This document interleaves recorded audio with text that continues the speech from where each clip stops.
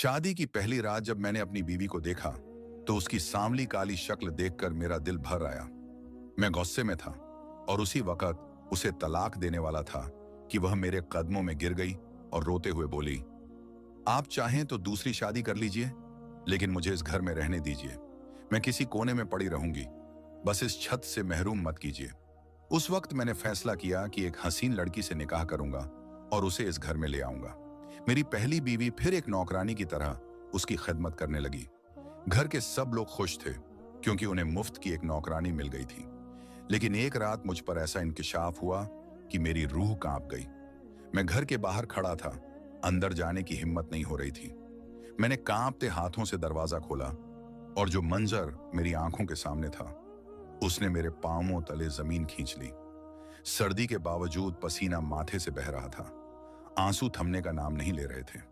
मैं बेकाबू होकर अतीत की यादों में खो गया। 3 साल पहले जब मैं लंदन यूनिवर्सिटी से पढ़कर वापस आया तो मेरी शख्सियत बिल्कुल निखर चुकी थी। खानदान में मेरा कोई मुकाबला नहीं था।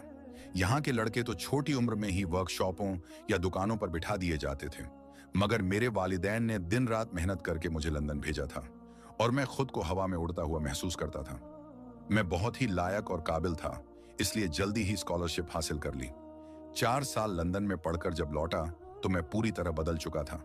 मेरे घर आने की खुशी में मेरी अम्मी ने पूरे खानदान को दावत पर बुलाया। खानदान की लड़कियां चोरी छिपे मुझे देख रही थीं और एक दूसरे की तरफ इशारे कर रही थीं। हर माँ की यही तमन्ना थी कि मैं उनका दामाद बनूं।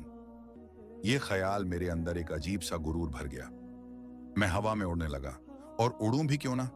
मैं खूबसूरत था, आला तालीम हासिल की थी और पाकिस्तान आते ही मुझे एक बेहतरीन नौकरी मिल गई थी। हमारे माली हालात सुधरने लगे। इन सब चीजों ने मिलकर मेरी शख्सियत में एक अजीब सा घमंड पैदा कर दिया। दावत के दौरान ही मैं सोचने लगा कि मेरी दुल्हन मेरी टक्कर की होनी चाहिए। यह ख्याल मेरे दिल में इस तरह बैठ गया कि अब कोई भी लड़की मुझे आसानी से पसंद नहीं आती थी।